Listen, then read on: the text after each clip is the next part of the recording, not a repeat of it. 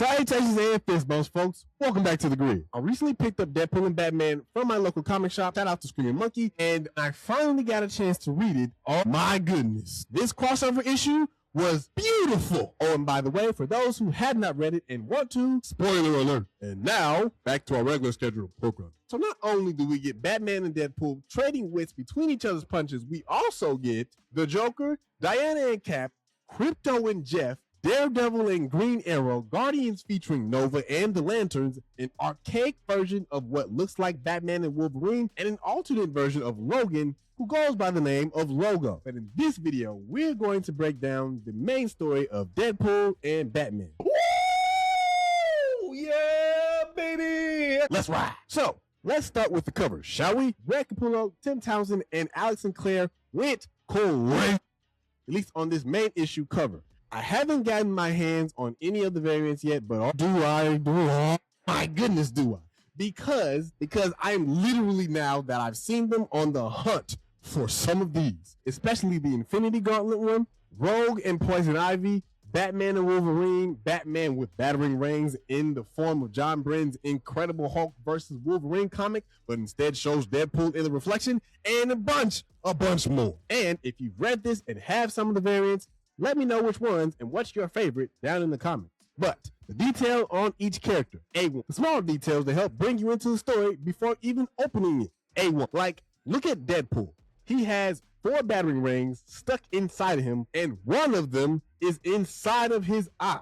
Painfully, might I add, but because of his healing factor, it probably doesn't even matter. Also, the katana blades are dangerously super close to Batman, but just miss him, which symbolizes through this story that he's not going to be broken down or taken down very easy. And then there's the smoke, which actually gets successfully or semi-successfully used on both of them in a different type of way, where Wade actually thinks he's getting the upper hand, where Batman already has the upper hand each and every time, over and over and over again. Like, literally, before even opening this, there's so much to unpack. But when you do open it, Batman's just chilling in the mansion, as he does, looking over the evidence that Joker is up to something. And by up to something, I mean that he's about to push Joker venom throughout the entirety of the utility system of Gotham City. Then we get straight into the action in the next panel, with Deadpool crashing through the Wayne Mansion window. The man has no chill. Hey, I resent that, but go on. Okay. Jumping to every single conclusion in their brief opening conversation regarding Bruce's attire and possible action, at least according to Wade. But I absolutely love the shortness of Bruce's responses. It's so on par, which, by the way, as I was reading this, I couldn't help but hear the voice of Kevin Conroy throughout the entirety of the actual read. RIP to a legend. Bruce and Wade then exchange pleasantries, down to the fact that Bruce has a butler and isn't one of those billionaires, which feels like, to me, when that's called into question by the random female sculpture posted in his room, Commission's daughter on the brain much? Then Deadpool draws Bruce out into the night once again. Come on, it's not like he wasn't going back out anyway. You don't see this big, yellow bat wing thingy. I mean, of course, how did you get here? I took the bus. Can I finish? Can I talk to America?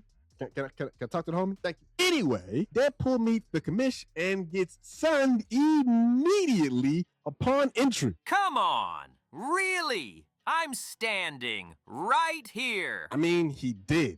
I can't lie to the homie.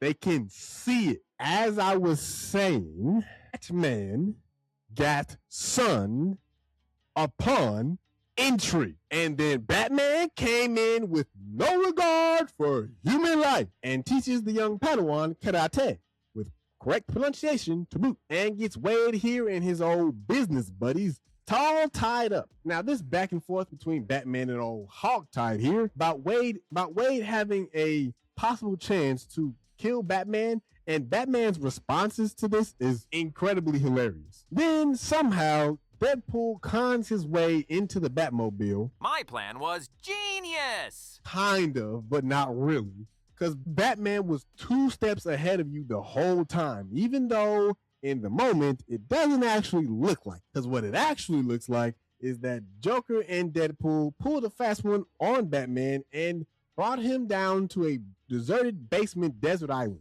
of some sort. That was creative. Thanks. But it's here that we get a closer look at why Wade was brought to Gotham City in the first place, especially, well, at this point, we all know that he's a hired gun and he was hired by the Joker. But the response from Joker was not one that I was expecting, and it wasn't actually what Batman was looking for either. Because up until now, Joker usually goes at this whole killing Batman thing alone. But until now, Joker's schemes don't end the way he wants, which obviously ends with the death of Batman. When the Batman that laughs, it almost kind of sort of maybe dance around the mulberry bush, kind of a little bit happened, but not really. But here specifically, it is not the case at all. Because the only person who gets a double cross or who doesn't get a double cross is the Joker. Because Wade, making the mistake of thinking that he's a better clown than the Joker, gets hit with Joker venom, which permanently makes his face stuck inside of a smile pose, which is even weirder to look at based on the fact that Wade's face is already jacked up. Not to mention now he's laughing hysterically with no reason at all, while also trying to tell dry jokes. Joker then does the villain thing where they talk way too much about their plan. My plan all along. See, I was gonna take the whole water supply from the townspeople and then sell it to the highest bidder. And if this were an actual live action type of situation, it would be zooming in on Joker's actual face as he told this monologue. It's actually simulated in this panel. Joker then thinks he's won, but Deadpool says, "Hold on, help is on the way, hold on." He's on his way.